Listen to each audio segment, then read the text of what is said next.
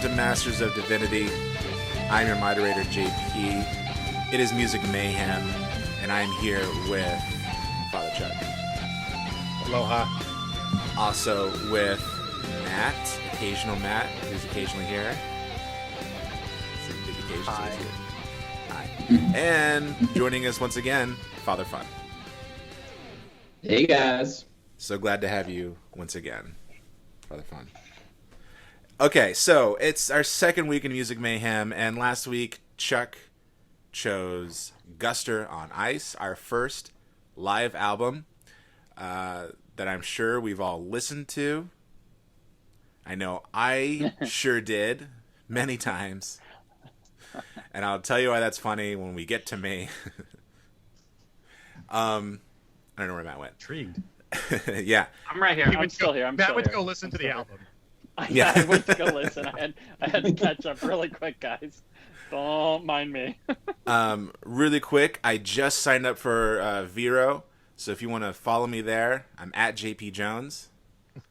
I just posted my first post, and it's actually you can post if you have Apple Music, you can post tracks from Apple Music.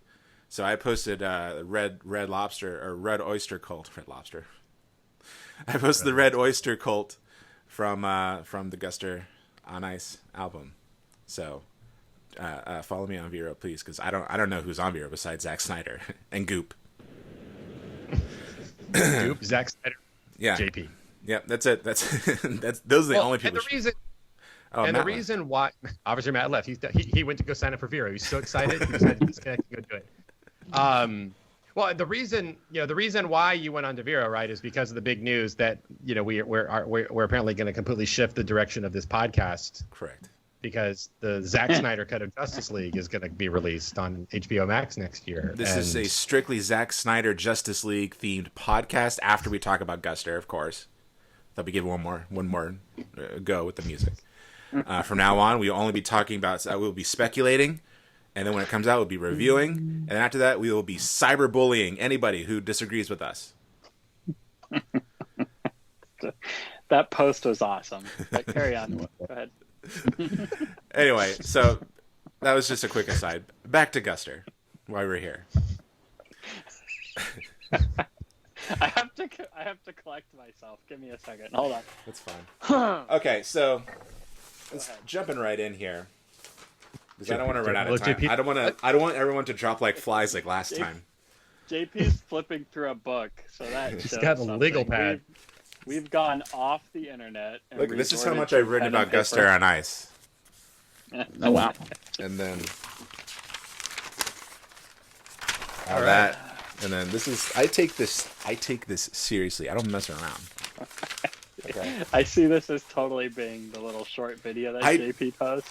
He's like, look how much homework I did. I do this like I get paid for it, okay? I mean, I kind of get paid for it, I guess. We got that one Patreon. Thanks. $20 a month. Thanks, guys. Mike. $20 a month, JP. Okay, so... Hey. Yeah.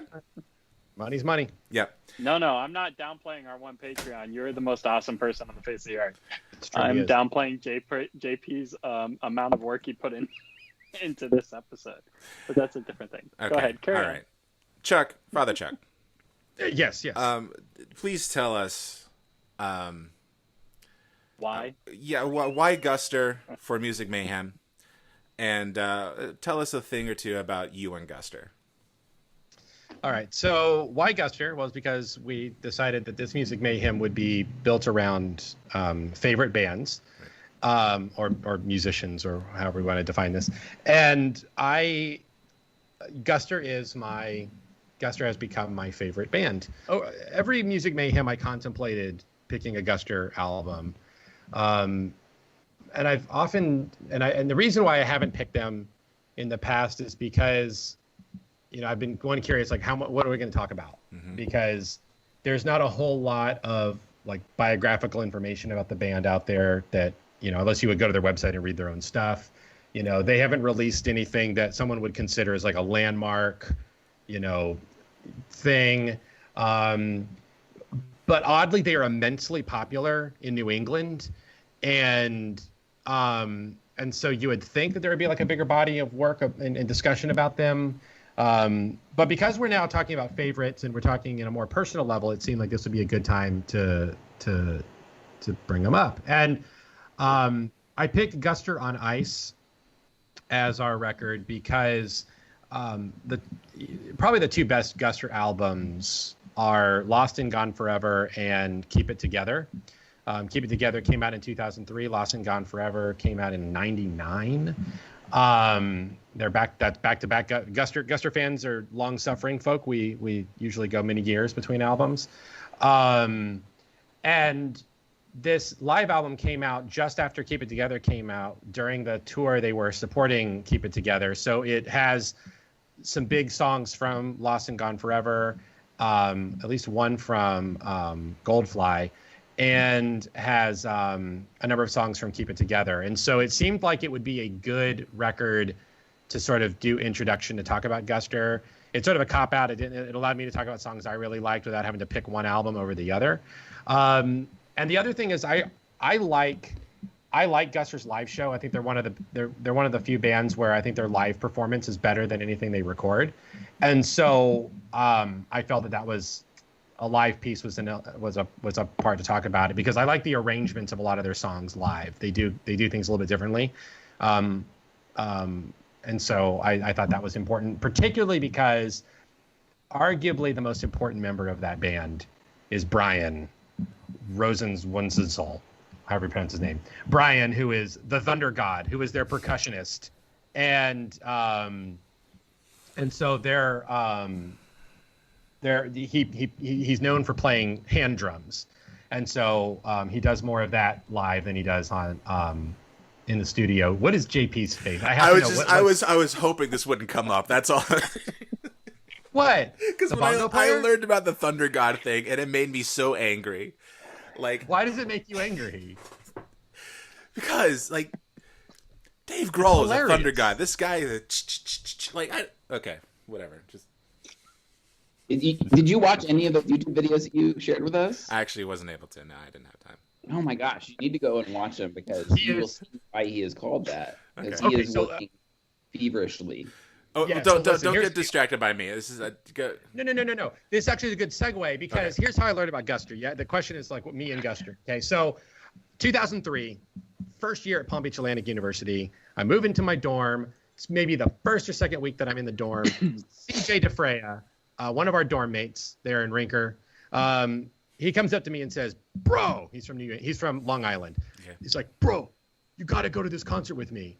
And I'm like, "What is it?" He's like, "It's Guster, bro. It's like $30 for a Guster concert." I'm like, "Who's Guster?" He's like, "You've never heard of Guster?" I'm like, "No." And he's telling me New York, New England, everybody knows who Guster is. And I'm new. I'm away from home. I'm like this wimpy kid who's scared about being away from home. And I just had a girlfriend break up with me. So I'm just not in a really happy place. And so I pass on going on the concert, which I regret. I regret a lot that I did not go to this concert with CJ. But he told me, he said, "Dude, you've got to see this band in live." He says, you go to so many concerts, and when you walk away, you're like, "Oh, I would love to play guitar like that guy." He's like, "This is the only concert you'll ever go to where you'll walk away saying, 'Dude, I want to be a bongo player.'" And I'm like, whatever. So fast forward a couple months, CJ is in his room and he's blasting this song. It turns out to be Amsterdam. And I'm like, what is this? And he's like, "It's Guster." I'm like, "This is awesome." I for some reason, there's something about the song Amsterdam. The minute I heard it, I'm like, I am into this. This was that was my introduction to the band. And so I went out and I bought Keep It. Yeah. So I went out and bought Keep It Together, and that CD did not leave my truck for probably 4 or 5 months. I listened to it over and over again as I would drive back to Orlando and back. I just kept it just on and on and on and on. And I just fell in love with the band. And part of it for me is I've always been attracted to, I like when people do things that you're not supposed to do, right? Rock and roll is supposed to be guitar, bass, drums, right? That's your basic 3-piece rock outfit. I remember when I first heard ska, it blew my mind. I'm like, what, you can have punk with a band section? That just blew my mind. And so I've always kind of gravitated to music that's like that, the band Cursive. The fact that they use a cello instead of a bass guitar is kind of a neat thing. Yellow Card was kind of cool. The fact that they had a violinist in a sort of pop punky sound. So like the idea that you have a band that's using hand percussion, but not like the typical way you would think of hand percussion of like, Ricky Ricardo doing Babalu or something, but like something really, really different like that just appealed to me. And so I fell in love with the band. I didn't see them in concert until that following summer. I was living in Fort Pierce, Florida, and the ex-girlfriend, actually, her name was April. She and I had sort of having friends. Well, I don't care. She's listening to the podcast. I don't care. Okay. But we sort of became friends again. And she went with me to the show, and we went to see Guster at like Hard Rock Live in Orlando or something like that. And it was an amazing experience to watch that band live, because CJ was totally right. You watch Brian, and all you want to do is have his like I want like an hour with his kit, because it's again, he's a hand drum player, but it's not like, it's a combination of djembes and bongos and like snares, and just watching the amount of stuff he does with his hands, but then he's like in between beats picking up like different kinds of sticks and striking instruments to like play and putting them. I mean, the technical precision of every member of Guster live is something really incredible. And so like I've just been jazzed on them as a band ever since, one, I like the sound of the music they make, but also seeing them live is just a sort of singular experience. And they're also a band that sort of is tough to nail down what their genre is, because they have peers with some kind of jam band type bands like Of a Revolution, or trying to think of some other like college-y bands from the early 2000s that were kind of like that. I read an article describe it as busker music. Yeah, okay. But it has a more, like, I would say their first two albums, Parachute and Goldfly, definitely sound more like that. Mm-hmm. Once they started working with Steve Lillywhite to produce Lost and Gone Forever, Steve Lillywhite's like a legendary producer. He's really, one of his more famous things was his work he did with Dave Matthews Band on an album that disappeared, and then it came back as the album Every Day. But anyway, Steve Lillywhite is just this legendary producer who worked with some big bands, particularly Dave Matthews and others.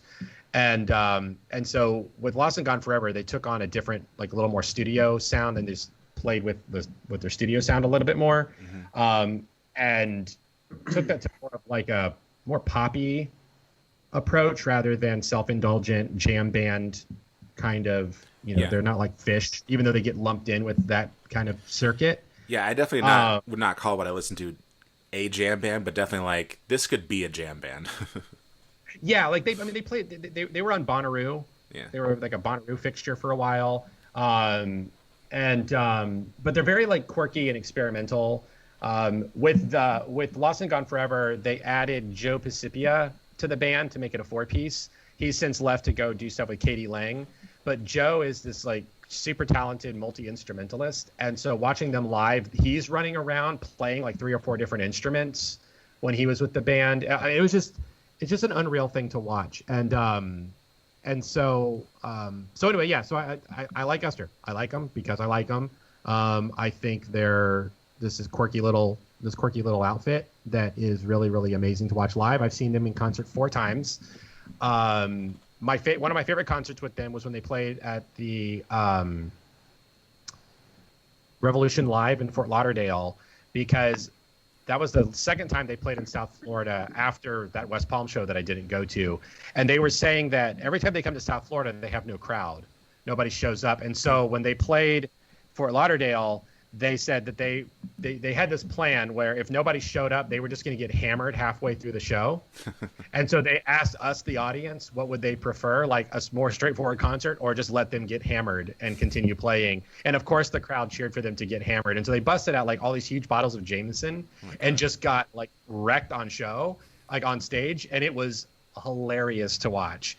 And yeah, I mean, Brian by the end was so done that he just like checked out. So when the encore came around, this kid who'd been like touring with them, who played secondary drums when they needed him.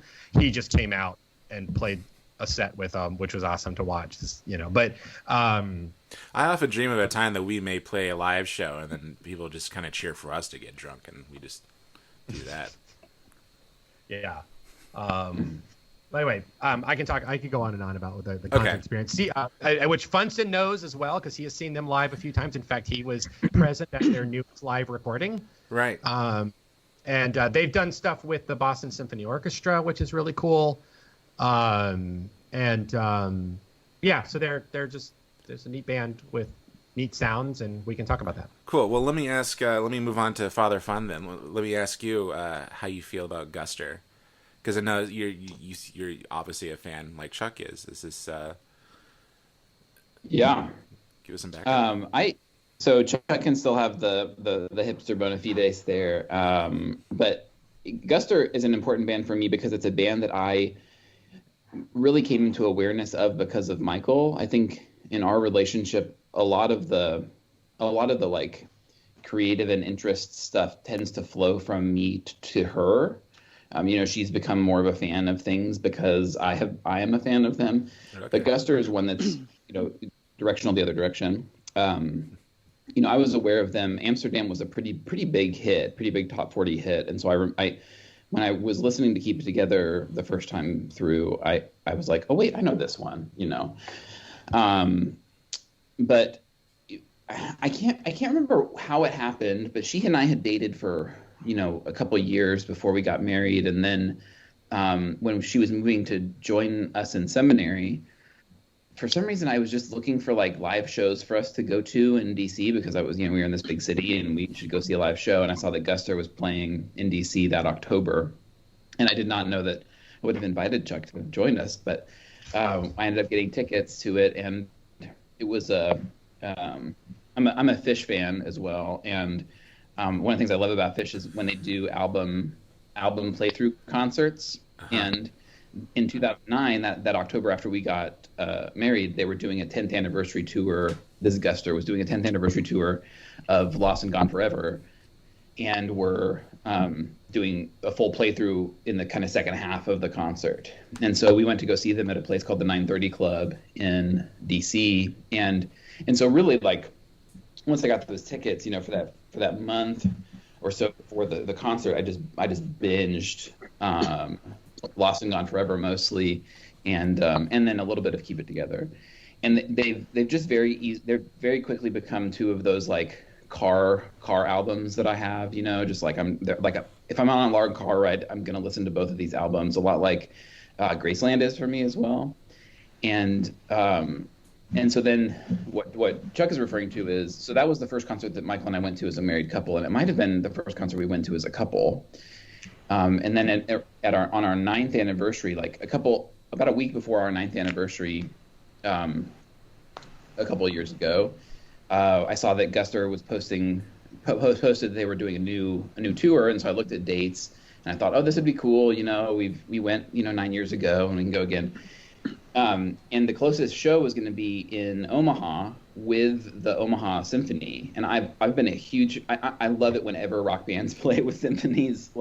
And part of that is familial, actually. My aunt was the principal violist on the S&M album with Metallica, really? The San Francisco Symphony. Yeah, so she got to play with Metallica. I remember when that happened, I remember being so kind of like geeked out by that, because I played bassoon in high school. Nice. Which isn't like a super cool instrument, but then like to hear a bassoon on a Metallica album was pretty awesome, I can't. And so I was just like, that's incredible. Yeah.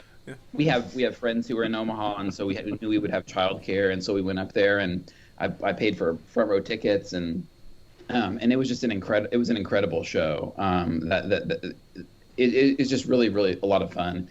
And it's cool, like in any of the YouTube videos from that show and stuff, they had some official video recording going on, and you can see us, like they had a camera position right behind us, and whenever they would shoot from stage left, like you could see us sitting right there in front, and it's just fun. I mean, I'll have more to say when we actually talk about songs, but okay. I love their sound, I love their content, I love their lyrics. They're just great. Cool. Well, That's so you mentioned you're a fan of Fish. Yeah. I'm gonna put a pin in that, and I'll bring that up a little later because I have some questions. Okay. Matt, tell me about your experience growing up listening to Guster. What grade were you in when you first heard them?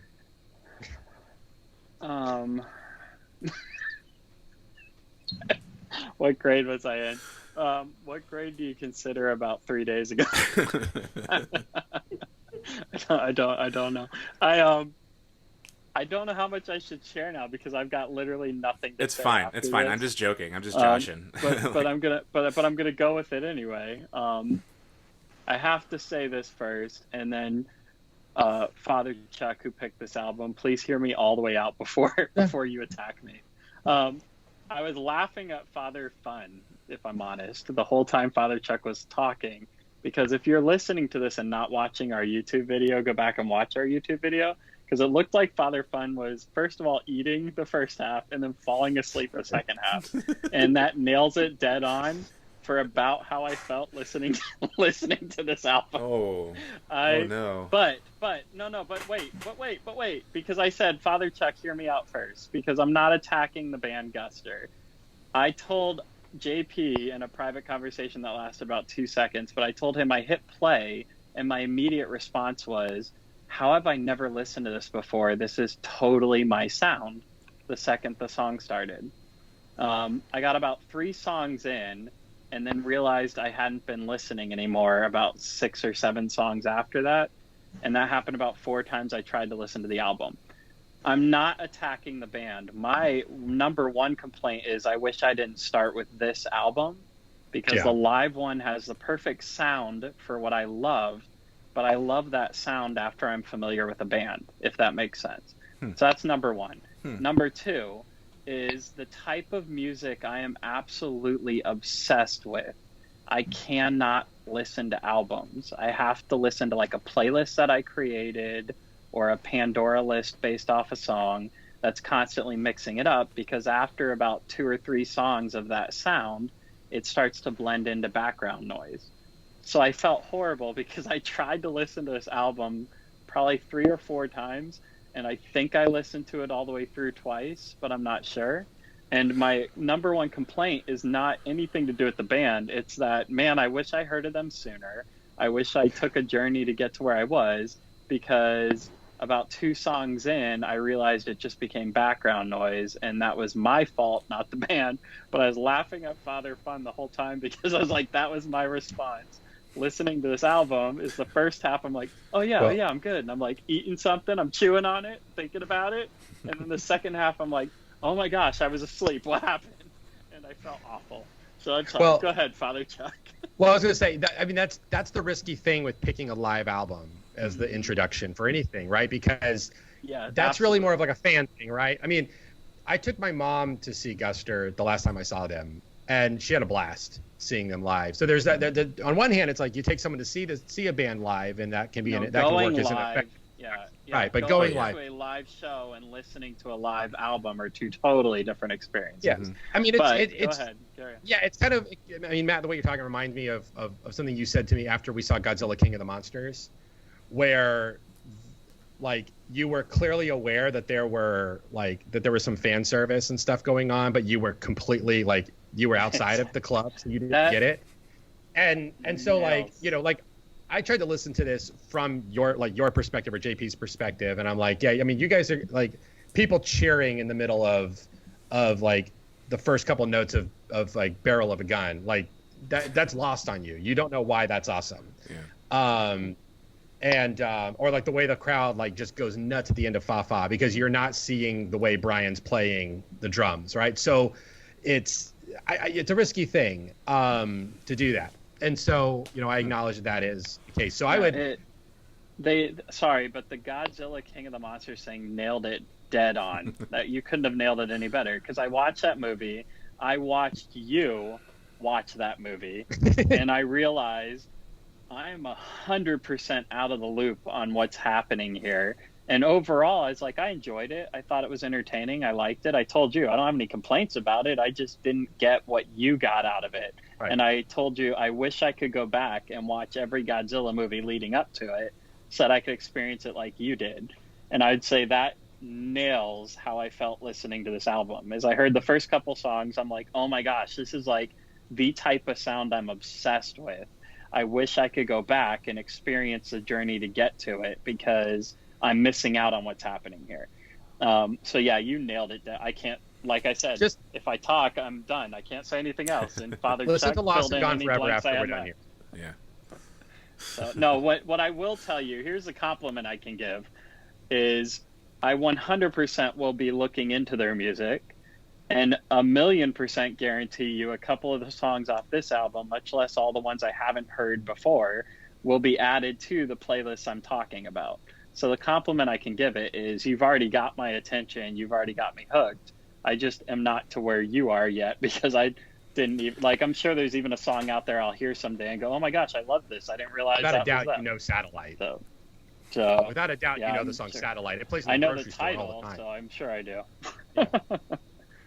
But anyway, that's my thoughts. Interesting. I'm gonna try to move it along. I'll be quick. I don't know. I don't know what my relationship with Guster is. I know that I for as long as I've known Chuck, I have known the existence of Guster. I'm pretty sure he might have had me listen to songs during one of our excursions to Fort Pierce or Crystals in Fort Lauderdale. So Sorry, would you Matt, do you have say something that? to say?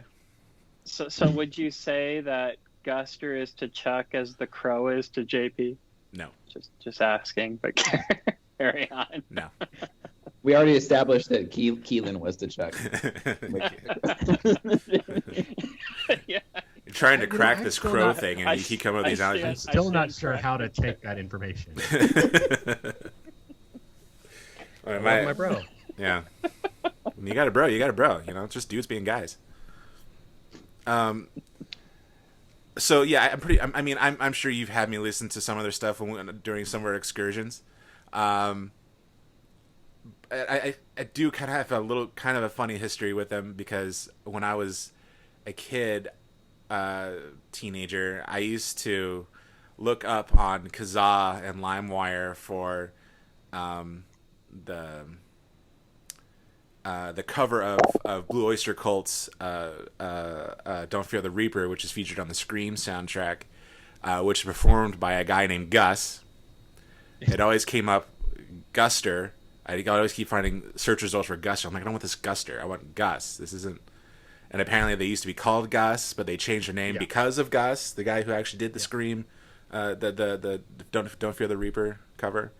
Very confusing. It confused me a lot because like every time you mention Guster, I'm like, I think I've heard of them.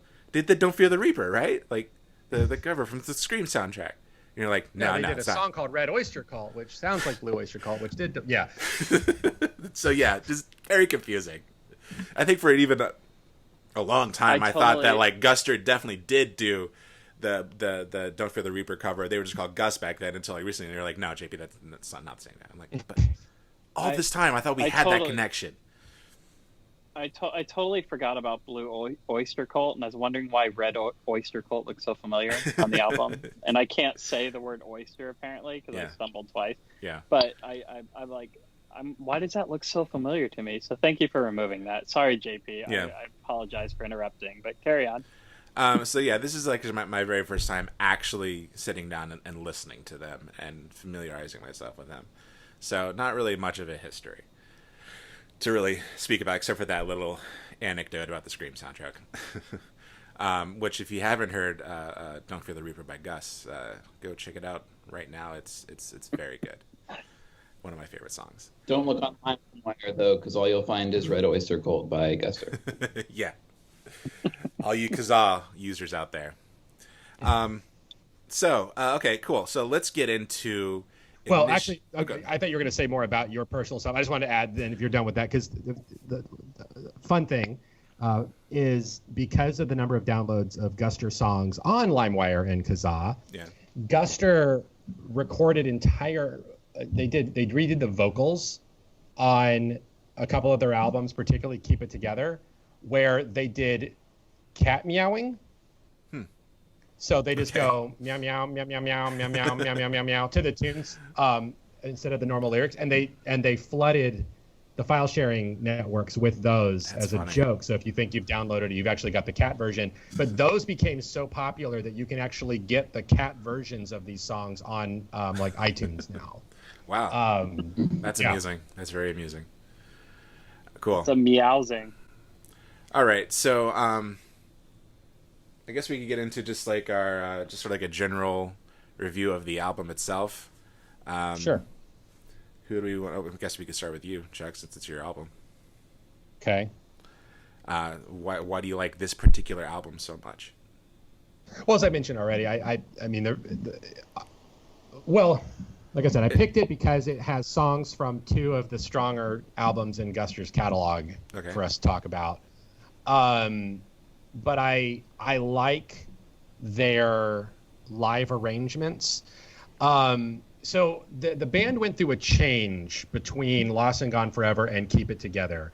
Guster really since that era has been sort of reinventing themselves album after album. Like currently they're doing a lot of electronica in their stuff, and it's very different. But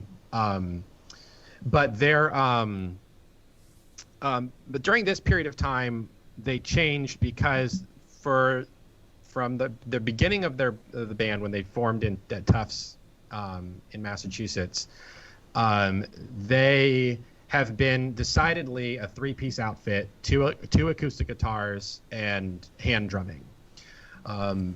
Brian began to add more percussion instruments to his setup. So, if you listen to Parachute, their first album, it's very much like djembe and bongos. But then he started to add more and more different instrumentation to kick drum, other things like that to his setup, to where it's a very complex thing to watch him play.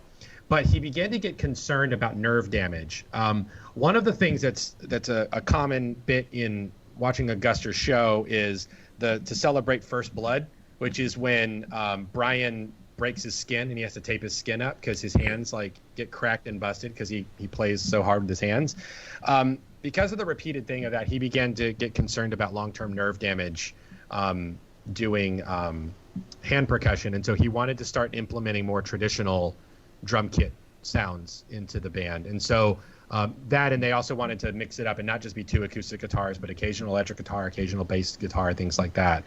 And so Keep It Together, if you listen to it, most of the music on that is done with a traditional drum kit.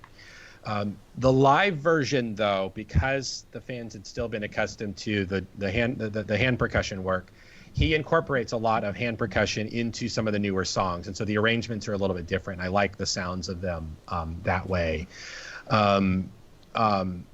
It's an album too where watching the concert itself is really amazing. They're changing instruments mid-song. They're incorporating keyboards. They've got a horn section in a couple of songs, things like that happening. I think if you listen to it nice and loud, it can do a pretty good job of replicating a live show, a Guster show. I remember probably the second time that I saw them was with my long-term ex. I remember we listened to them. We got in the car and the music was on. Like we had Guster playing in the car on our way to the concert. We get in the car and the Guster and it's playing. And I remember Carolyn, my ex, saying, "It sounds so hollow," because it's so robust live. And so whenever I've seen them in live after that, I have to listen to this album for a few days afterward because to me it sounds a little more robust than their studio stuff. And so that's what I like about it. It kind of puts me into seeing them live while also playing a lot of the songs that I like from these two particular records without some of the songs I'm less interested in. And doing so with arrangements that I like a little bit more than than some of their studio work. So cool. I think I have a mixed relationship with live albums. Like I'm really glad they exist, but in general, I'm more of a studio person. I don't get that hollowness. I think I enjoy the experience of a live show, but I can't think of a single live album that I actually kind of have on rotation. for any of my favorite bands, any of my stuff. Sure, And adding I think that's Nirvana because, Unplugged into that rotation. yeah. Now that I have it on rotation now, I do like Clapton Unplugged. I mean, that's a great album, but it's not in my regular rotation.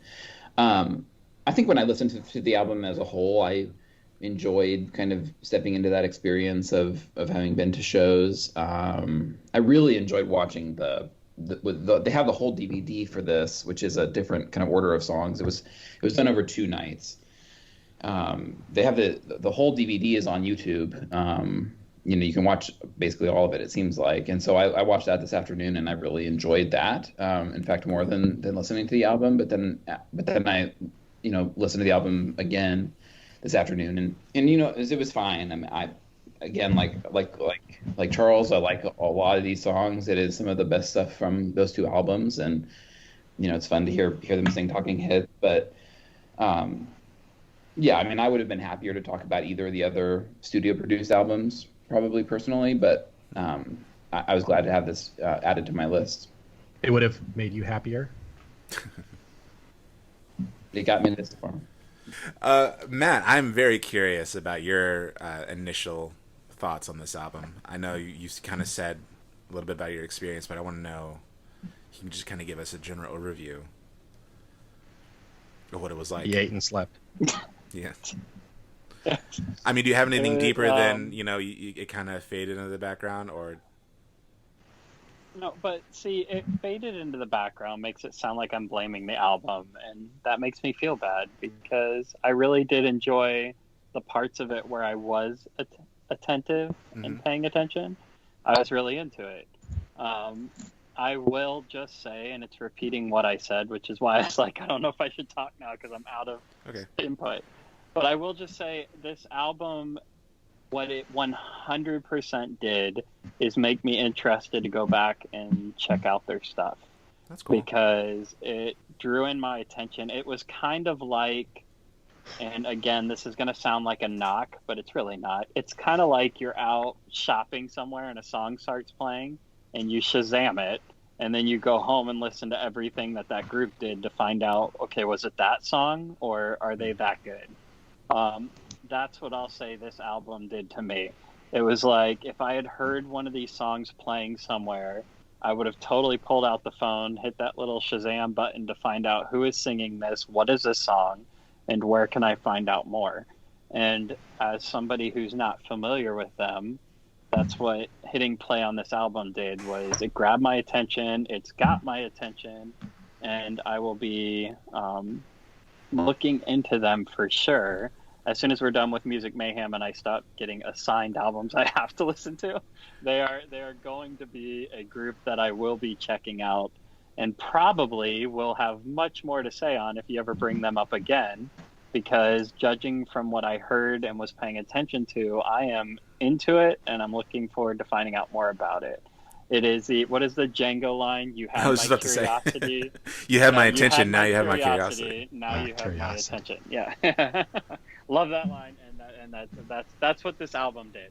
So, Father Chuck, I will applaud you in that, and I will apologize for my lack of attention span. Hey. But I will applaud you in that you have got me hooked on. I will be finding out more about this band, and we'll have to randomly bring it up on a future episode and be like, so Matt, what do you think about Guster now? Because I guarantee it'll be a different answer. Well, that's why, I picked this to be an introduction to the two of you, really. I wanted to introduce you two to my favorite band. Because that's why we're doing it, right? If it had been just like a strictly album kind of thing and I had picked it, I probably would have picked Keep It Together more for the podcast, but I thought this is a sort of all-encompassing introduction.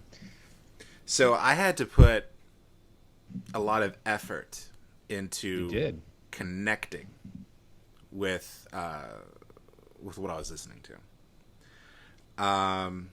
Mainly because the sound conjures types of music that I actively avoid. And that is bands like Dave Matthews, John Mayer. Even though John Mayer is awesome, he's a cool dude. Can't listen to his music, can't stand his music. And then there's jam bands that I can't. I'm not saying they're a jam band, but they do remind me of jam band. They remind me a little bit of Fish, a band that I also sort of actively avoid. I'm sorry, Father Fun. It's what are your feelings on Jack Johnson? Same thing. It's just not my. It's not my thing. It's not my flavor. Right. It's not. I like live in a Jack blue Johnson. world. You're introducing yellow, and you know. It was all yellow. I'm Sorry. Coldplay. blue, dabba dee, dabba die. Just colors, guys. Just colors. Red oyster color. I'm just attracted to a different Blue type oyster. of energy, and this this is not that energy. And it's kind of funny because I listened to it I think like maybe 4 times total, and I would say the first 2 times was like I just wasn't connecting. I listened to them all the way through. I'm like, this isn't doing it for me. And like I tried to change my setting. I tried to sit on my porch, which I thought like this is probably what they wanted me to do: sit on the porch and listen to it or something, right? Like that. I had my dog with me. I'm like, okay, it didn't really work. I tried turning my living room into like a common area and sit in the middle with like ramen noodles. Like a dorm room. Gotcha. I wasn't really doing it either. It became more textured than anything, but there were a bunch that stuck out. But I particularly was not moved. But on the 3rd listen, I decided to just like sit down and read along the lyrics as I listened to the album, much like what I did with Hamilton, which got me to kind of connect with that. Because if I had just listened to that, it would have been a totally different experience. But when I sat down and read the lyrics, it's like this. I'm connecting it on a much deeper level, and that actually helped a lot because I started to appreciate it more. I even started to try to like even an attempt to connect. I'm also like trying to sing along a little bit, because there are some parts where you just can't like help yourself. Like all of a sudden it's like, yeah. So I don't know. Maybe I just don't like bongos. I don't. But yeah, I started to feel a bit more connected, and the way I am about music, maybe it's just, I don't know. I've always joked that I just have bad taste when it comes to music. I'm not a music cinephile. I can't be esoteric about music. I just can't. Like because that's how I am with cinema. Totally different things. And so like when I listen to music, like if it doesn't just grab me the first time I'm like listening to it, I'm like a producer. Like you had to get me on the first kick here, If it doesn't grab me, I just like I don't really put much effort into it. But like I said, I sat down with the sound of the lyrics. The meaning was coming out and what they were saying, because the lyrics kind of turned out to be pretty inventive. Like for instance, just as an example, the "Happier," I really liked the in unison different lyrics being sung at the same time. That was really cool. But yeah, when I started to do that, I just became more attuned to who they are, where they're coming from, what they're trying to say. And so, yeah, I think I need like another week with this album before they could become like a favorite, But so like after that, I could kind of see myself sort of getting into it more. But at the same time, it's kind of like it's outside my comfort zone. It would be an offshoot from me, That's why it took so much effort, to be fully honest. So I'm curious. That's my initial. I'm curious what your aversion to like Dave Matthews. I don't know what it is. What is it? I don't know what it is, but I get bored. I get so bored. Like my stomach hurts. I'm so bored. Like I feel like I'm at someone's house that I don't want to be at. Like I feel like I don't know what it is. I don't know what it is. I can't do it. I can't do it. And like I said, it's like an energy thing. And I'm not trying to get metaphysical, but like punk has a certain energy, metal has a certain energy, alt rock has a certain energy that just like it just grabs me and it yanks me around, and I love it. I don't think. But I listen to like John Mayer, and I'm like, ooh. Like I'm eating a bowl of vegetables. One of the albums that was in the back of my mind for us to talk about before we made this about like the favorite bands was seriously Dave Matthews' Crash. Oh no. I haven't Trying picked to kill my me. album yet, so give me ideas. Number 41 is a great song.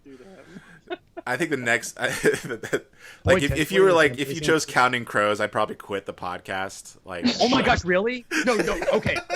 Dude, would you really? if you No, chose seriously. like Hootie and the The album- Blowfish or something, like if you, The album that no lie. Like I was really gonna pull the trigger on August and Everything After by Counting Crows. Like I really was going to. I don't know if I can do it, man. Father Chuck, That album is great. Every single song. Father Chuck, I'll change my choice for you just to see what happens. Oh, I'm totally in. piecing out. I'm Shocked totally that JP sold. does not like Counting Crows. Like that surprises me.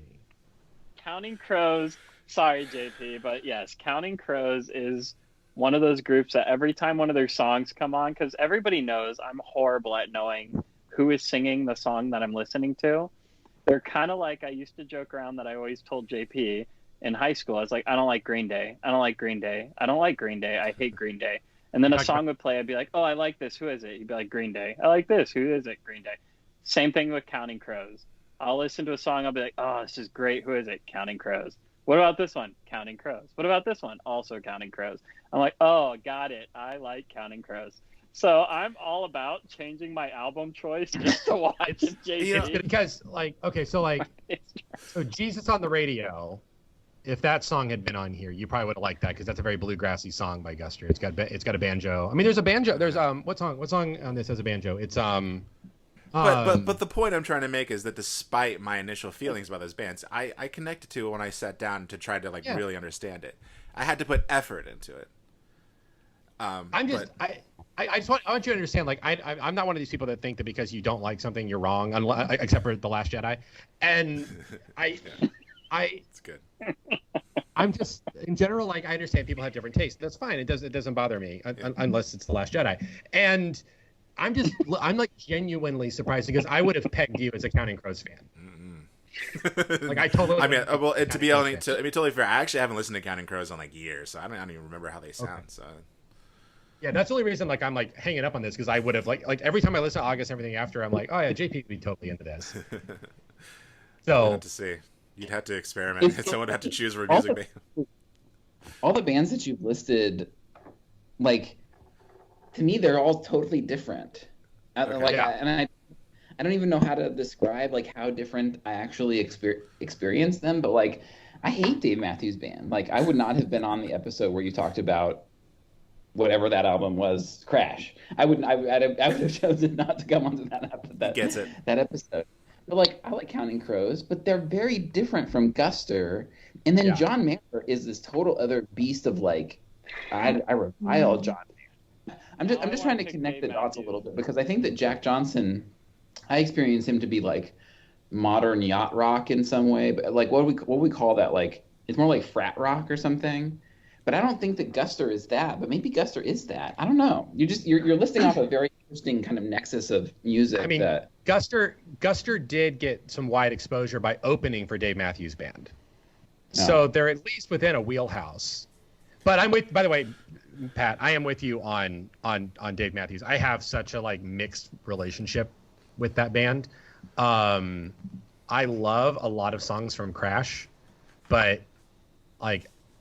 Yeah, I could go on about my feelings of Dave Matthews Band, but I have floated that one. We could do a Crash episode where we talk about the album Crash and the movie Crash. Wait. Which Crash? The David Cronenberg movie or the one set in L.A. in the early 2000s about racism? The L.A. one. That's a good one. Okay. That's a good one. Well, we should also talk about David Cronenberg Crash movie about people who have sex with cars. But okay, so Crash, and Crash. That'll be an episode. Got it. All right, so sorry. Okay, just to wrap up my thoughts. I'll be real quick. Okay, so and while I was connected to, I still will say that for the most part there were more songs that stuck out than others. I think when it felt like they were departing is when I liked them more. I think they're the songs that I kind of put an asterisk by, the ones that I really liked. I think they're a little bit different from probably what they normally do. That's just my guess. Let me guess. Red Oyster Cult, Come Downstairs and Say Hello. Well, I chose Happier, Red Oyster Cult, Nothing But Flowers, and David Byrne, of course. Yeah, Talking Heads. Come Downstairs and Say Hello, yeah. And Homecoming King. I think it's because I really like the harmonica solo. Pretty much all of those songs are from Keep It Together, except for Happier, which is from Lost and Gone Forever. Really? That's funny. Yeah. Okay. Except for Nothing But Flowers, which is unique to this recording. Oh, is it? Oh, okay. Yeah, I liked that, but I thought that was a pretty good cover. Okay, cool. So let's move on to songs. I'll say something really quick. I mean, the thing opens with Careful, which is, I feel like is one of those Guster songs that, as a Guster fan, I feel like it's an okay song, but I sort of feel like it's like forced upon me. I don't know. I think because like the DVD opens with it, and there's like people in line playing it, and it just seems like more hype was made out of that song than really needed to be. Yeah, I don't know. I like the song. I know how to play it on guitar. My notes for Careful is just catchy. That's yeah. But Happier, we all seem to really like Happier. okay. Let's start with Happier. I love that song. It might be my favorite Guster song. To sneak a little Keelan reference into this episode, it's also the one that when I've seen them in concert, I've called him and held the phone up for him. That's like stuff you do with your girlfriend, man. Like what? Well, babe, John- babe, it's like babe, John Lennon- babe. This is for you.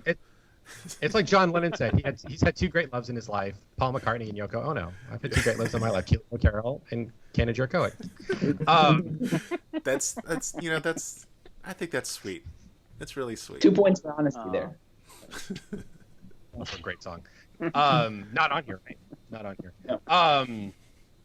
But Happier. What I like about Happier is, I mean, that change in the song, that sort of like, it's not a bridge, like that midpoint where he does the, one more inch, you son of a bitch. I mean, the way that Adam delivers that line, it's just so like, there's real emotion behind that, and it feels like one of the few songs written that's about the end of a friendship. Because like, I mean, the two ways in my head that I've interpreted this song over the years is it either to me sounds like a gay breakup song, or it's about two friends and the end of a friendship. Yeah. The The idea of somebody, going off and sort of blowing off their friends, which is kind of, I guess, also what Amsterdam's about. But there's that sense of somebody, just they've cut off all their ties, they've cut off everyone who's come before them. They're off doing, they think they're better than where they've come from or whatever. And so just to have that moment, because I around the time that I first listened to this album, I was going through a similar thing. Like I had a really long-term friendship that was falling apart. And so to hear somebody singing that, I was like, yeah, like that, I get that. Like I get that. But yeah, so I think that the song sticks out for me just because I like the music. That particular moment has always been something that resonated with me in the song, and that's why I love the song and I love it for that moment. Yeah, it definitely has a tinge of like sort of talking about someone doing something that makes them happy at someone else's expense. Yeah. And like you said, that verse, I wrote it down. I didn't print it out. I just put, one more inch, you son of a bitch, been wasting my time always. Now you're half awake, you bend till you break, and make the same mistakes always. That's not really a love song. No. The thing I love about Lost and Gone Forever, and on this album you got Barrel of a Gun, Fa Fa, I Spy, and Happier, all from Lost and Gone Forever. I think Lost and Gone Forever does the thing that I love Guster for the most. And I've talked to Father Chuck about this. You see this in Come Downstairs and Say Hello as well. But I really love Guster. I think writes really interesting lyrics about emotional states and then juxtaposes them against music that doesn't totally match it. So it's like Nirvana, it's heavy and the music is heavy and it's just like, it's all like there and it's still catchy because of the pop sensibilities, but it's still heavy, whereas, like Lost and Gone Forever, it opens with the lyrics, woke up today to everything gray. But like the music is just like so in your face, like happy. It's 2-point harmonies layered over each other. Woke up today to everything gray, and it's just like I love the idea, and I love how they write about depression, I think, and depressing things like friendships breaking up. And I think that's what the Come Downstairs and Say Hello is about as well. They write about depression, but then it's just really catchy, poppy, fun to listen to. Yeah, it's almost like Outkast's Hey Ya, which is this incredibly peppy, happy song. Have you ever listened to the lyrics? It's about a divorce. Oh, yeah. Or what's that song about the school shooting that everyone latched onto that no one had any idea what it was actually about? Jeremy? All the pumped up kids or whatever. Yeah, all the kids with the pumped up kicks. Yeah. Everyone was obsessed with that song. It's on commercials, but it's about school shooting. Are you talking all the cool dudes by Hoop? What was his name? I don't know. I can't keep up with these bands these days. When I first started listening to Guster, it was around the time that I was hanging out with this group of interesting people at Palm Beach Atlantic University. I sort of called the Jesus hippies. You know what I'm talking about. Mm-hmm. JP. Oh yeah, they spend an entire semester not wearing shoes and stuff. Yeah. I could go on and on about these people now, but it was a friend group, by the way. I was really wanted to be a part of. They were not admitting anyone into their friend group. They were a very insular group of people. But you didn't try bringing your own hacky sack is the thing, Chuck. You got to bring your own hacky sack to that kind of circle. That's true. But no, I remember they introduced me to the concept of bitterness and bitterness in lyrics, and it was around the time that I started listening to Guster, and I was there's a lot of bitterness in this music.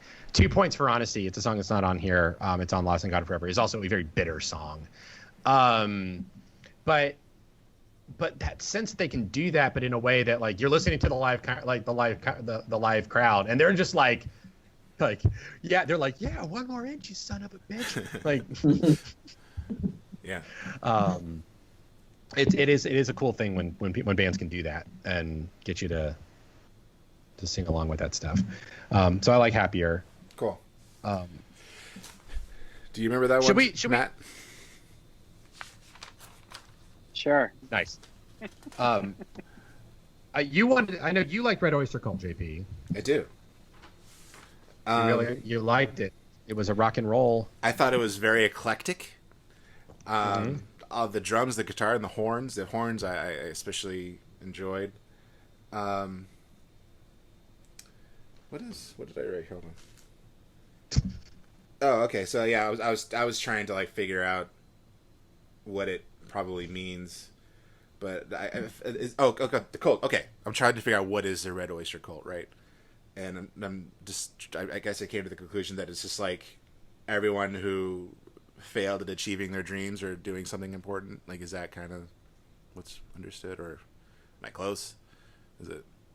I've also kind of saw a line that was, some people saw it as like a fantasy kind of thing, like a dream world where people sip tea and it gives you powers or something. I don't know.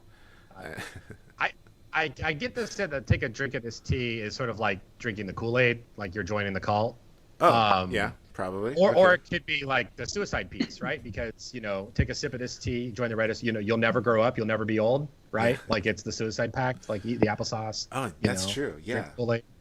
Also be dosing yourself with LSD, maybe. I don't know. Yeah. One of the things that Guster does as well is especially in earlier albums, there's a couple, like I said, they use one song, they always have a non-musical instrument used in a musical way. Mm-hmm. There's always at least one reference to the color red. And there's also usually a reference to Wizard of Oz. Okay, yeah, I got that in one of the other songs, yeah. And so I thought it was interesting because I Spy is one, I see is where it says, I spy something red. Yeah. This, they give Red Oyster Cult versus Blue Oyster Cult. I mean, I'm not sure what the connection is there. I've been kind of trying to figure it out for years. But yeah, I liked it. It's super catchy, super upbeat. I love the shifting and changes of pace and style. I gave this one, I circled it, I gave this one bop status. Yes. That's sort of a little... It's a bop. So I'm wondering if the reference to Red Oyster Cult, Blue Oyster Cult is I'm liking the suicide thing, that this guy's committing suicide. Don't fear the Reaper. Oh, that's true. Yeah. Cool, right? Even though Blue Oyster Cult keeps saying it's not about suicide, so I don't know. Or that could just be their interpretation of it. Yeah. That's Yeah, interesting. because they try to claim it. Yeah, they try to claim it's like a Romeo and Juliet song, but which is about suicide. So, right, yeah, right. I don't know how you listen to "Don't Fear the Reaper" and not come away with it being Yeah, me neither. about suicide. Yeah, I don't know either. But they swear up and down it's not. I don't get it. Yeah. Maybe they're just trying to, ward off the Tipper Gores of the world. It just. I will say, JP, this is one of the ones that you should definitely watch the performance of. Okay. Because you get a sense of Brian's percussion work, and he's using a traditional drum kit for this song, and it's really impressive. Cool. He's That's credited. why I like This it is the so only much. song, one of the only songs that he's credited with the writer on. He's the lyricist for this. Okay. Oh, Brian is. Mm-hmm. That's interesting. Funny thing about Brian, dude cannot sing. Mm-hmm. And it's a very common thing in Guster concerts for him to be the singer for the encore. Okay. I have been present for them covering the Cheers theme with him singing it, and it is one of the worst things I have ever heard in my life. Nice. Wow. Hey, maybe that's why I like the song so much, because they use a drum kit instead of bongos. Maybe. Could be. All right, Matt, you said you have to leave soon. Do you have any words? I really wish I did, but I don't. Okay. I feel bad that I don't. Like, I want to join in on this conversation, and the more That's you okay. talk, the more I want to cry, because He doesn't. He doesn't have the time like familiar. I do, where I could just sit down on a porch and listen to an entire album in the middle of the day. Yeah, I didn't get to try 4 different settings to listen to this album. I just kept hitting play once downstairs, once while I was trying to bathe my children, once while I was at work in my car, and yeah, so I didn't get to like set the mood. Yeah. Try a coffee shop vibe, but like. Oh, that's But, another thing I but want to no. point out. If I am ever at a coffee shop on the lookout for women, I'm going to be playing this album. Like, oh, I'm just listening to Guster. Yeah. Because it feels like, this feels like something like a lot of women probably like. Like, because that's how it is. Wow. That's how most of these bands are, I feel like. Like, I think women like. Do we need to bring Michael in on this? What's funny is I don't want that to be true, but like I admitted in my own introduction that I got into this band because of Michael, and one of the main reasons I don't like Dave Matthews Band is because so many girls like Dave Matthews. Like, let's talk about John Mayer, Ben Harper, Jack Johnson. Yeah, see? So good. Love Ben Hart. You're hitting on something. Can you just see it? Oh yeah, it's Guster. Yeah. No, it's so true to life. It's really good. This is a perfect time for me to bow out. I'm not a part of this conversation. I would just like to point out. All right, bye, Matt. Guys, I leave this to you, as everybody who's listening or watching can tell. I have nothing to say anyway, so this will be a great episode. So I look forward to listening to the rest after I listen to this album and some others. From what you did offer, I mean, I think it is cool. I mean, you did say that it is up your alley. So like maybe you can let us in when you check it out. Let us in on what you think then. Yeah. So. Yeah. If you're a fan of us and you listened to this album in preparation and you went, I don't know about it, join me in a journey of discovering this band. I invite you to come along with me. Because that's what I look forward to. So you all have a great and blessed conversation. Have a good journey. And I look forward to being on again, hopefully next week, more occasionally than usual. So I'll let you all be at it. So see you guys later. All right, Dieter. Good Bye, journey. Matt. All right, we talked about Red Oyster Cult. Yeah, I gave it Bob status certification. Yeah. Bob status certification. It is beloved by women. See, the thing is, here's my issue with Dave Matthews. What ruined Dave Matthews for me, I love Dave Matthews, but when I was late high school, early college, mostly because I got turned on to him by the college tour that he did with Dave Reynolds, which, I mean, you got to experience your very technical guitar work, and that was awesome. But what ruined me on Dave Matthews was actually all the frat type dudes who listened to Dave Matthews. and I felt like, oh, this is yuppie music. I can't do this. So anyway, Nothing But Flowers. Good one. It was funny because when I was listening to it initially, I'm like, I've heard this song before. Mm-hmm. Have I been familiar with Guster more than I realized? Then I realized it was a Talking Heads, and I'm like, oh, that's probably where I heard it.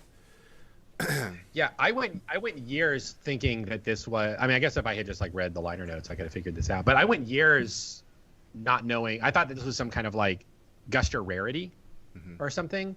Until I worked at Anthropology, and when I was working at Anthropology, I heard the original play, and I was like, I got on the headset and I talked to the manager in the back. I'm like, can you tell me what this is? And she told me it was Talking Heads, and I was very excited. And I was sort of like, that's interesting, because I wouldn't have associated Talking Heads as being like within the stylistic genre of Guster. Yeah. But now that I've gotten to know Talking Heads a little bit more, it makes a lot more sense. And I think this is an interesting inclusion for this record partly because Guster. So I think it's Adam Gardner, right? Who started who did is it Revive? What's he's the one who started the whole thing about like getting bands to convert their buses over to biodiesel. Yeah, apparently he's the one who lives in Portland, Maine, and he hosts like a weekly radio show that is focused on environmental justice stuff. Yeah. So like they have this sort of like hippie vibe to them as a band. I mean, they were when I first saw them, they talked about how they were at Bonnaroo, and the guy Joe, who was in the band at the time, had fallen in love with, they said, these gardening shoes with the holes drilled in them, which was Crocs before like anyone knew what they were. Yeah. And like they had this whole like Crocs sponsored tour, which like related to like sustainability and all this stuff. So like they have this reputation of being, you know, kind of an environmental justice thing in their as a band. That's cool. But then they include this song, which is basically like, hey, if we went back to paradise, most of us would be completely lost and unable to function. Yeah, definitely. I mean, I think that's what David Byrne was trying to say. Yeah, because it's pretty much about regretting what you wish for in hindsight. Like, yeah, which it's an interesting choice for a band that has, and that's what I think I like about it, is because if you look at them, you sort of associate them with, you know, the jam band Fish type world, but then you have them include this song that sort of defies that a little bit. And I think it works stylistically with the kind of band that they are. Mm-hmm. Is that, you know, so I mean, I don't know what your thoughts are, Patrick, on Nothing But Flowers. I don't know much Talking Heads, honestly, but I definitely did when I was listening to the album. I definitely kind of went like, this is different enough that like I think this is a cover, right? and then I started researching a little bit more. Mm-hmm. Yeah, we were talking a little bit lyrically about how it's interesting that they're this band that has this environmental justice piece in their wheelhouse, but then here's this song that's basically like, oops, like we recreated paradise and it sucks. Kind of like paving paradise and putting up a parking lot. Oh, yeah, it's sort of the opposite. It's the opposite of that song, right? I mean, that's really what this is. Like this, you know, this used to be a Pizza Hut. Now it's all covered in daisies. I mean, it's, you know, like we used to microwave, and I really miss chocolate chip cookies instead of eating nuts and berries. You know, I mean, it's sort of picking up this thing that if we were to return to that kind of agrarian paradisal type lifestyle, a lot of people would be screwed over. It just kind of, like I said, I think it's an interesting choice for a band that has committed itself so strongly to environmental causes. I feel like, I mean, just with the inclusion of Here We Stand, like in Adam and Eve, you could draw some theological conclusions, like why we're not in the Garden of Eden anymore, you know? Like how separated we are from the divine. Well, in the sense that here we are in this paradisal state. We're like an Adam and an Eve. Yeah. But then he talks about how when he was a boy, he dreamed of being an inhuman thing, a billboard. Okay. Yeah. Right? Which is, you know, probably a tongue-in-cheek thing about the fact that, you know, you wear this was this was a song being recorded originally at the height of wearing branded clothing everywhere. And so you're basically a billboard for advertising. You're not really a person. You're just a thing for brands to, get out there. Right. So it's dehumanizing because of commercialism.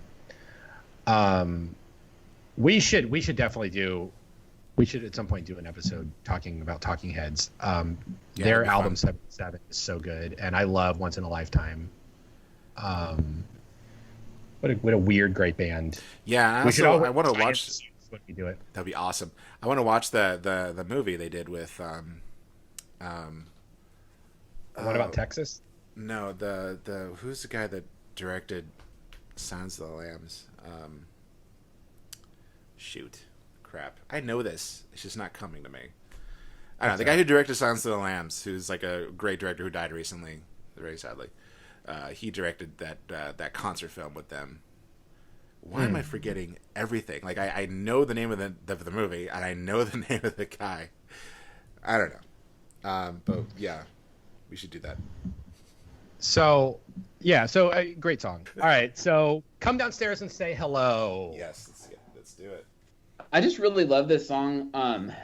I've grown to love it a little bit more after re-listening to the. So Come Downstairs and Say Hello is, I'll share it with you guys, but it's the video from the concert that we just went to, the Omaha Symphony one. The video that kind of announced that the album was coming out was Come Downstairs and Say Hello, and I love songs that have a tonal shift, and in the symphonic version of the song, when that big swell comes up, it's like the whole orchestra kind of comes up behind, and it's just this really beautiful, kind of, and I was watching the video like with Michael, and she like got tears in her eyes, like experiencing that sound again, and it was just like, I don't know, it was like one of those moments where I like fell in love with her a little bit, and like kind of listened to the lyrics as well, and was just like, this is a great song, and I went into a little bit more of a deep dive about it, and as a Kansan, we get a lot of Wizard of Oz references, but I love how sweet and calm the song starts out, and I'm a huge Pink Floyd fan, and I've never actually done the Dark Side of Oz thing. I probably need to try to do that. But I think I love this idea that lyrically they're attaching it to this. It feels to me like they're attaching it to this guy who's up in his room who's just doing this Wizard of Oz thing, and he's like making these promises that he's not going to do this. He's not going to keep doing this. It sounds like depression to me, right? But then it's got that same like peppiness to it, and the voices that are calling him, he hears them coming from the yellow road, but they're actually coming from downstairs, and there's parents saying like, hey, somebody's here, come downstairs and say hello, and he like can't do it because he's like absorbed in his own kind of darkness. But that darkness looks like the Wizard of Oz, but then it's the Wizard of Oz but with Pink Floyd attached to it as well. It's groovy, and it like makes me want to like dance and sing along, but then it's got these themes that are heavy, Well, and I think listening to it again this time, I recognized it's a good song to draw from Wizard of Oz because it has that tonal shift in the middle of it, just like the Wizard of Oz, right. Where it goes from black and white to color. And I think that's also implied in the idea that he's the depression piece I hadn't really picked up on, but that idea of voices calling from a yellow road, telling me to come downstairs, don't be shy, come downstairs and say hello. That notion of like the voices calling from the yellow road is from the color side. Yeah. He's in the black and white, the grayscale depression side. And so there's like, I think there's just a lot of layers. This is also the song that whenever I've seen him in concert, I watch Brian the entire time. I love his drumming. And this is like they highlight on his drumming a lot in the DVD of this, the complexity of how he's keeping beat, especially at that part once it sort of like picks up tempo, and there's that like like watching the way that he can like hit these multiple drums and keep time and like hit cymbals, because like the thing about hand cymbals are really thin, and so a lot of times when you hit a hand cymbal, they actually flip inverted, and so you have to like pop them back in place. And so if you watch him play this live, he actually hits the cymbal to invert it and like catches it while keeping beat. I mean, it is an incredible thing to watch. I think Brian might be the most talented drummer I've ever seen, in terms of what he can do with all these different things. And this song, I think, really showcases that. Plus, it's another one where the band, I believe, switches instruments midway. I think Adam is doing some. If I'm not mistaken, this is the one where he drops the bass. He drops the E string on his guitar to basically be the bass for it. It's just such a layered, complex song, and it's to me very much unlike a lot of the other things that they have done as a band. And it shows their range and their musical maturity a lot. And it's definitely one of my favorite songs, and it's probably my favorite song on this recording. And the symphony version is incredible. I have a couple of things where they've recorded with symphonies, and this is awesome. Cool. Whenever they've done it with a symphony. Well, I apologize for laughing at Brian then. I'm sorry. Apparently I was being super pretentious. Well, no, it's one of those things, like, again, like if you listen to it, it's one thing. To actually see the man play, yeah, is like it's so like smug to say this, but it's a revelation. Okay. Yeah, I believe it. I think I should have watched the thing. I found it and put it all in order of the album. I could have taken some time. But we invited you to listen, not to watch. So okay. What are your thoughts on Come downstairs and say hello? Yeah. I really loved it. I liked the upbeat quality to it. I love the short synth break. Had this sort of new wave progression to it that I really like, because I really love new wave music. But yeah, I'm all about that progression. I also saw the Wizard of Oz, the Wizard of Oz comparisons and stuff were pretty interesting. Like what you said, Chuck, about how hears the voices from the Yellow Road, but it's really downstairs. I mean, it's definitely a callback to, he's in the black and white or sepia, depending on which version you watch. But it's also, in Wizard of Oz, the characters in Kansas are also sort of like alternate versions of the characters in Wizard of Oz. So it's like, you want to go to one world, but you're trapped in the other world. And I definitely related to that part about like trying, like the song progresses, and I kind of understood that, like, you want to progress, you want to go forward, but you just feel stuck constantly. There's always something that keeps you back. Like you want to go down the yellow brick road with Dorothy, but you're stuck. You're stuck in the house in the tornado.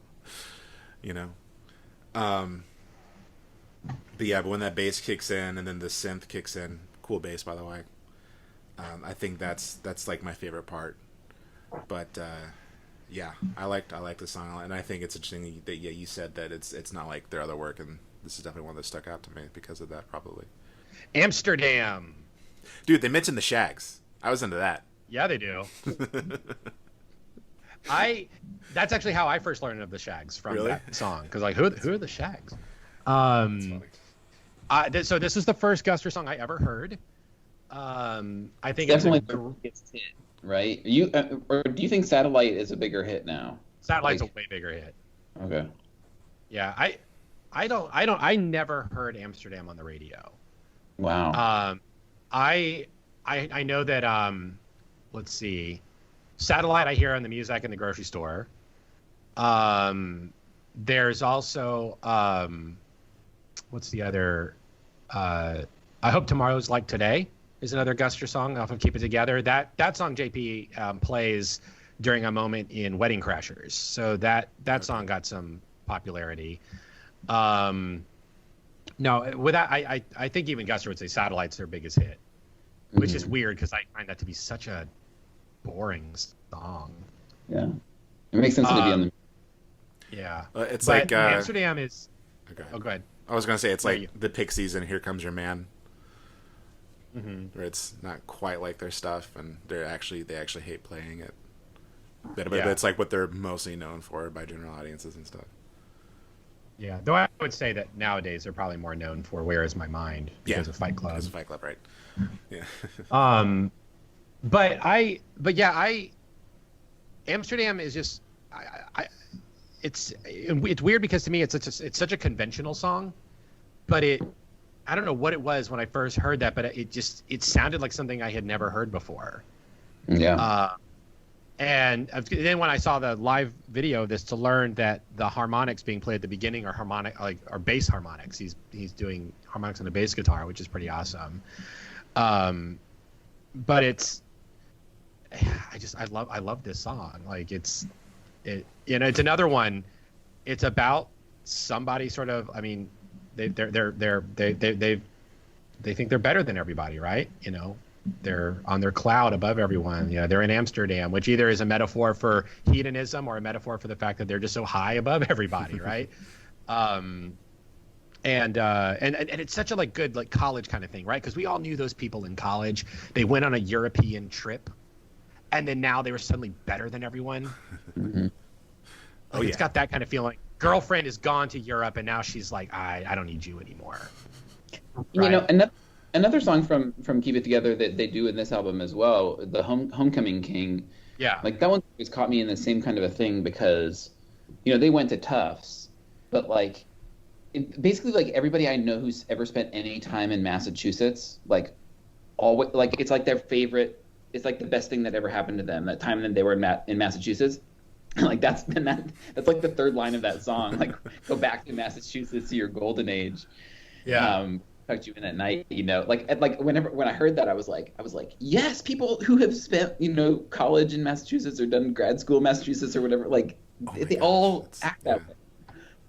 Like Guster, even their slower stuff, it just is like so eminently singable to me. And it's the way, like I think it's because I think I can do with my voice what both Ryan and Adam do, and so I feel like I can sing like them, because neither of them are particularly like super gifted vocalists, and they're not doing anything that's like impossible for me to do as a mid-range vocalist. I just like singing with them, you know. And Amsterdam is just like, it's just fun to sing because it's got that kind of like fast lyric, but then it's got a chorus as well, you know. Yeah. Well, and I guess too, what got me about it is that the beat on it is almost like a punk rock beat. It's got that kind of, but obviously it's not that. Like it's bright sounding. There's, you know, it's a happy peppy. It's in a major key. Yeah. Sorry, JB, I cut you off. I was just gonna say like that's. I mean, like I said, when I was trying to make an effort to connect to them, I actually like forced myself to sing along to some of the songs, and I found it like kind of easy, easier than I would if I tried to with anybody else. Yeah, and you also gotta love the 99 Luft Balloons reference that they snuck in the song. Oh, I don't remember that. On your red balloon, you were like a super high tech jet fighter. Oh, okay, I missed it. Sorry. Oops. Oh, it's all right. The red color you're talking about again. Oh, that's right. Yeah. Interesting. So Amsterdam will always be a very special song for me, just because, and it's just like, I know, personal note. I mean, it was like I was away from home for the first time. I'm developing tastes and things that are not influenced by any of my friends from growing up. It's like such a college band thing, right? Like you're in college and you're exposed to music that other people, you know, that you don't know from home or whatever. And so I don't know, it just hits that sweet spot for me of nostalgia. And so it's like a very personal thing, right? But it's also just a fun song.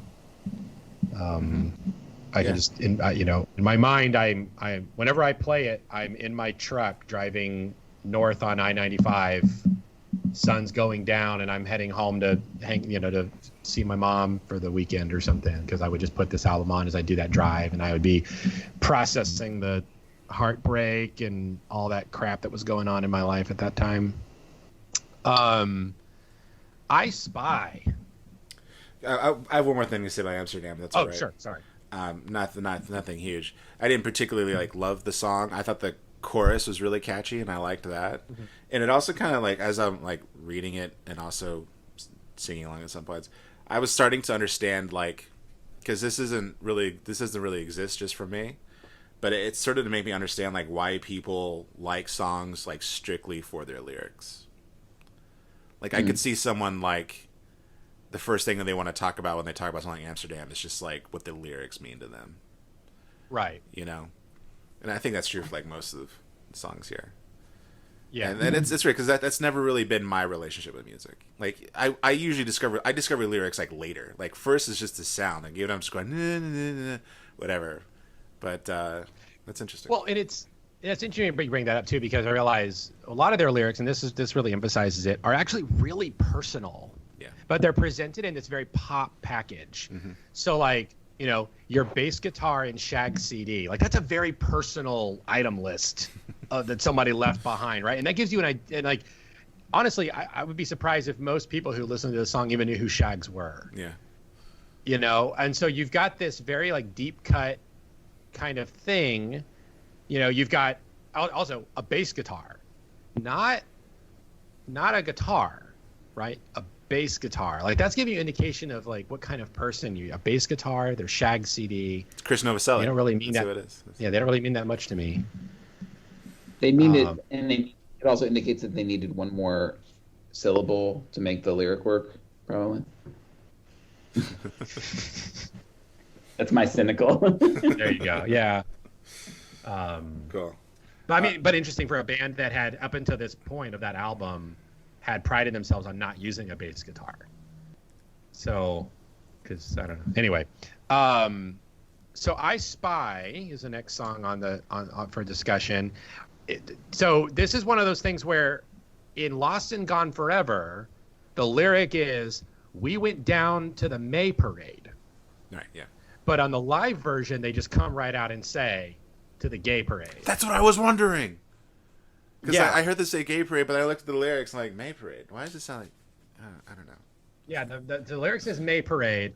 And I remember when I first heard the song and they said, "I spy something red." I'm like, okay, so at Disney, during the gay days at Disney, you wear red. So the idea that I was always listening, they're talking about a gay parade. And then when I saw when I bought the DVD and watched it for the first time, I'm like, okay, that they are right. It is the gay parade. They are talking about the gay parade, which for, in that early stage of my life where I'm kind of moving away from evangelicalism to something else, I'm like, is this a gay band? Are these gay people?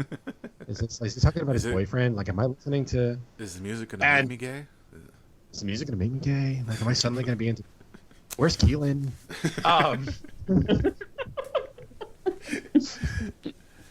Dude, are we? So, but as far as I know, none of the members of the band are gay. So this is one of those things where are they inhabiting, is this just they're making, are they writing stuff that because other people haven't written about it and talked about it, so they're writing a song about, or is this just it's Boston, are they in Massachusetts? It's a gay parade. It's just what you do. You go and it's a big event. People are there. Or is it he's got a girlfriend and she's coming out to him? Right? It's about because I spy something red. I'm letting you know. Is it my eyes are over there? I don't know. It's one of those songs I listen to it and I've just been trying to for years to sort of decipher the lyrics and figure out what I think it means. But it's also weirdly it's relatable, right? That idea of a wandering eye, my eye is somewhere else. I spy something else, and that's why I've got this bitterness and I've got all this going on. I've been living this lie with you. At least that's the way I like that. That's what I get out of it. Alcohol under my breath. Yeah. There is something I've been meaning to do. I've been dying to tell you that I've been so tired, and I spy something red. I mean, why are you saying red? I spy something wrong. What? He says, because I spy something wrong.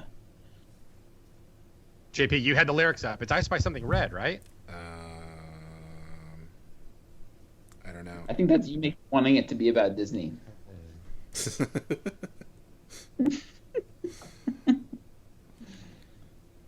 Well, no, I think it's because all the Red references in like all their music. That's probably why I hear it that way. Am I wrong? If I'm wrong, I'm gonna blow my mind. I will say that they do definitely in the live show say gay, but the lyric that's printed is wrong. So I spelled something wrong. It's wrong. What? Yeah. Yeah, it's wrong. Because it has to rhyme with you don't know how far you've gone or recognize who you've become. It's that sound. Mm-hmm. Wow. Write a dissertation about how it changes the meaning. 20 years. All right. So those are that's the stuff did we get to anything, Patrick, that you want? I think that it's worth watching Fafa on the video, just to see how much the crowd gets into it, because I think that's true. Like that is another like eminently singable song that has a lot of the brass comes into it too. It's just like it's another one where it just swells, and because it just is a really fun thing that happens at the concert. Mm-hmm. I don't understand it or get it or care about what the lyrics mean or anything, but it's just like it's a good performance piece. Yeah, that's one of those things where like it's like on Lost and Gone Forever. It's a more energetic song, but I wouldn't say it's one of the best songs. But it's one of those ones that's definitely way more fun live because of the performance aspect of it. I mean, Brian's drumming is great.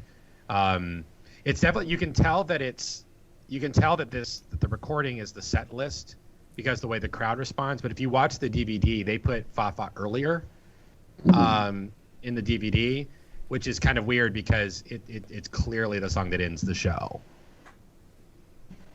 based off the way the crowd responds to it. Yeah. Yeah, is it supposed to be like a reference? Is that like another David Byrne reference? Talking Heads, the fa fa fa fa fa fa fa fa from Psycho Killer. Is it? Oh, I didn't even think about that. That's. I mean, when I saw that, that's what it instantly made me think of. Yeah, because I mean, Psycho Killer, all he's saying is he's saying far better, but he's doing a little stutter thing. I never thought about that. I mean, I just took it as like it's just gibberish. Like, yeah. You know.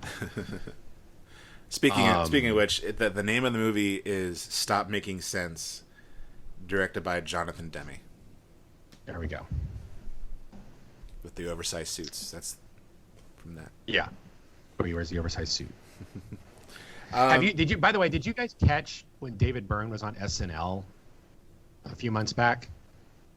I don't think I did. I mean, I knew about it, but I didn't watch it. He was the musical guest. It was very strange. He did Once in a Lifetime, but like with this whole like band of people, and it's like, you know, it's like total David Byrne thing. It's like a little bit performance art as well as music, but they're all in matching gray suits with no shoes on, like maybe I did see men, that. Women, everything in between. Yeah, it's very interesting. Interesting. Yeah. No, I didn't see it, but I think I heard about it. But yeah, Fafa, I didn't. I mean, you know, it was good. It was catchy. I don't really have anything deep to say about it. I apologize. Yeah, it sounds like ska. Like it's like that much horn section. Yeah. You know. One thing about that song is I think it was that song and Barrel of a Gun were the only two songs that my ex knew like really well that she could like sing along with, and we had gone somewhere like up north, like North Florida, something like northern Florida, and we'd stopped in Central Florida to have like hang out with some friends, and ended up having some drinks. Like she didn't, I did, and so she needed to drive home, and I fell asleep in the car, and so like the only thing that she could do to keep herself awake apparently was to blast Fafa and Barrel of a Gun back to back, like just doing that over and over for like the 2.5 hour drive from Orlando back to West Palm Beach. Wow. But I slept through it. I didn't know until. So like I always think of that when I think of this song. Nice. All right. Patrick, did we get everything you wanted to talk about? Yeah, I'm good. JP, did we get to everything you wanted to talk about? Well, I mean, I know you're dying to talk about Ramona. I know that song is just like. Actually, that's actually kind of funny you said, because I couldn't decide if I loved it or not. It's really weird. Like I definitely wrote a few lines about it, but I didn't put an asterisk by it. So I don't know. I thought it was good, but I don't know. It's weird. I have a lot of stuff in here. I like that song. Jam bands. I don't know. I had a cat several years back named Ramona Quimby. Yeah. And I would sing Ramona whenever she was around. Yeah. Oh, well, I was going to say... Rona. I wasn't going to really... I don't know if I... We don't have to bring it because Patrick you spoke about it, but Homecoming King, I thought was... That's the other one I have an asterisk on. I like the... Okay. But I don't have anything to really expound on. You kind of covered it pretty well. Yeah. But the harmonica solo is pretty sweet. Yeah. I get it. All right. All about people stuck in high school. The question I was going to ask you, Father Fun, that I put a pin in. I'm taking off the pin now. Yeah. Why do you like jam bands? I do not like jam bands. I like Fish. Okay. I've seen them live twice. I think it's funny. You know, can I go ahead and just answer your question and roll into my album for the next week? Sure, go ahead. I mean, I don't want you to expand like yeah. I was just kind of a I don't jokey need, question. You don't anyway. need a grand thesis or anything. It's just a jokey question anyway. So Chuck, when he started talking about picking favorite bands for this year, he said, "No, I don't think any of us have picked our favorite bands." And I said, "Well, didn't we do Who's Next?" Yeah, you chose the Who, and Matt chose the Beatles, which is his favorite band. So right, yeah. right. So I was like, that doesn't really work. And so he offered another option, which is who I am choosing for this album. But I'm not going to go there yet, because when I was thinking about it, I was thinking like, I also really like Fish, and I still kind of actively listen to Fish, and I wonder what that experience would be like. But I'm very much not a. It's another thing, like I said earlier, about having a mixed relationship with live albums. Like jam band culture and people who are really like fans of jam bands like want the live stuff, right? Like they want the tapes, right? And I have never really enjoyed any live Fish albums that I've listened to. I really like the concert experience, but I also But I also just love the studio albums, especially one that I was going to suggest, and maybe I'll put onto the Wheel of Mayhem. But that doesn't because I think that those studio albums don't play as much on the jam band stuff. Like I like Fish for the same reason I think I like Guster. Like one of the things I wrote down in my notes about Guster was I like close harmonies. I like skillful lyrics. I like kind of interesting risks in like tone, and I think that Fish does that in their studio albums, and they don't belabor the 30-minute jamminess stuff, Yeah. So, but also I think almost every band that I like because of a connection to a person, and so one of my best friends in high school was a big he was one of those Fish guys, and so I listened to Fish because of my relationship with him, but I never got like all the way into it. But I'm into it enough that I own all their studio albums, and like when I mow the lawn, I always listen to this one album, and so. But the other when Chuck said. When Chuck said we should do favorite bands, and I pushed back on him and said, well, I already picked the Who, he said, I thought your favorite band was Florence and the Machine. And I said, oh, I do like Florence and the Machine. Like, if I had to pick a second favorite band, it would probably be, English indie rock band, Florence and the Machine. Little Flow on the Mac. Yeah, I'm gonna pick Florence and the Machine's sophomore album, which is called Ceremonials, as our as our album for next week. I think my favorite Florence and the Machine song individually is from their first album, but as an album, I like Ceremonials the best.